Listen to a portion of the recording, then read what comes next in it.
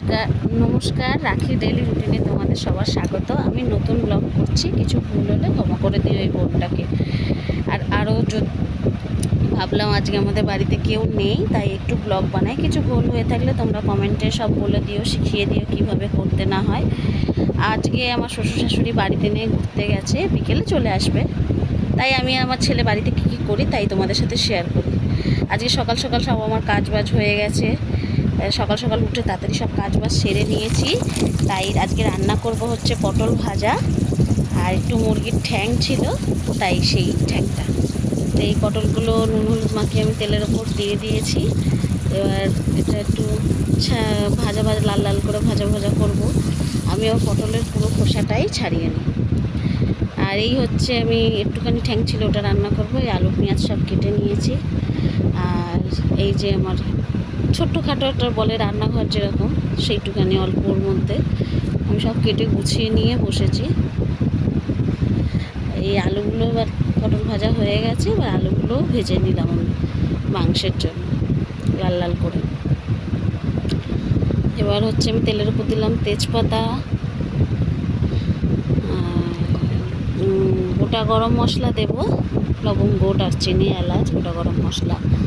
আমি যদি একটু ভুলভাল করেও থাকি তা তোমরা একটু মানিয়ে গুছিয়ে দিও, একটু লাইক করো, সাবস্ক্রাইব করো, হ্যাঁ ভালো লাগলে করো, একটু দেখো, হ্যাঁ একটু কমেন্টও করো। তো এবার সব গোটা গরম মশলাগুলো আমি দিয়ে দিলাম। এবার কুচানো পেঁয়াজ ছিল সেগুলো দিয়ে দিলাম, দিয়ে একটু ভাজা ভাজা করে নেব। আর আমি পেঁয়াজ ভাজতে গেলে আমি একটু নুন দিয়ে দিই, যাতে একটু নরম হয়ে যায়, তাড়াতাড়ি ভাজা ভাজাটাও হয়ে যায়। বেশি তেল দিইনি, কারণ জিনিসটা তো অল্প, তাই অল্প তেলেই করছি। এবার এটা ভাজা ভাজা করে নেব, লাল লাল হবে। জানি না কীভাবে বানাতে হয়, তো বানাচ্ছি, দেখো। এইবার হচ্ছে আমি এর মধ্যে দেব হচ্ছে আদা রসুন বাটা, পেঁয়াজ বাটা। এটা হচ্ছে পেঁয়াজ আর রসুন বাটা দিলাম, আগে বেটে রেখেছিলাম।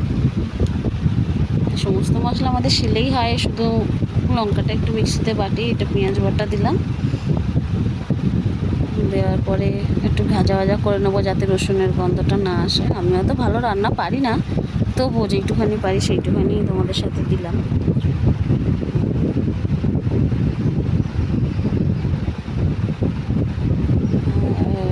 ভাজা ভাজা হয়ে যাচ্ছে। এবার দিলাম হলুদ দেব, নুন দেব, লঙ্কা দেব, জিরে ধনে বাটা সব দেবো আস্তে আস্তে।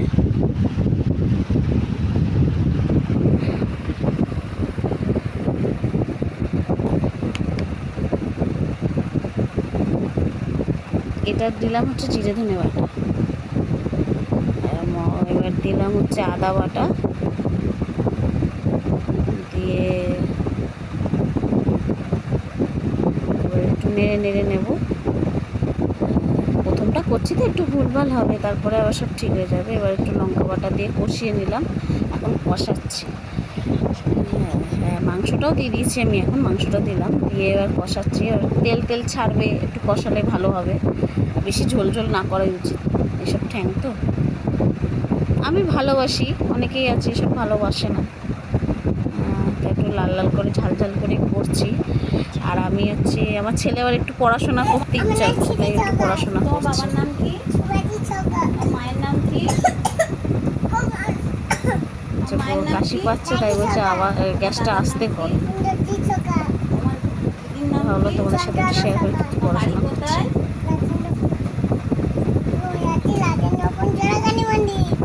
এইবার হচ্ছে পড়াশোনা হয়ে গেছে, এবার আমি আলুটাও দিয়ে দিই।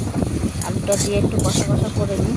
আমি আসলে কোনো মাছ মানে মাছ মাংস করলে বেশিরভাগ একটু গরম জল দিই। গরম জল দিলে জিনিসটা বলে আষ্টে গন্ধটা কম দেয়, তাই আমি একটু গরম জলই দিই। তরকারি মানে করলে যেরকম মাংস করছি, কোনো মাছ টাছ করছি, এই গরম জলটা দিলে গন্ধটা বেরোয় না।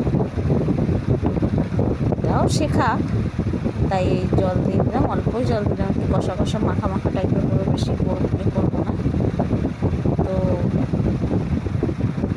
আজকে এইটুখানি, আর বেশি করলাম না, ভালো লাগবে কিনা। টাটা, সবাই ভালো থেকো।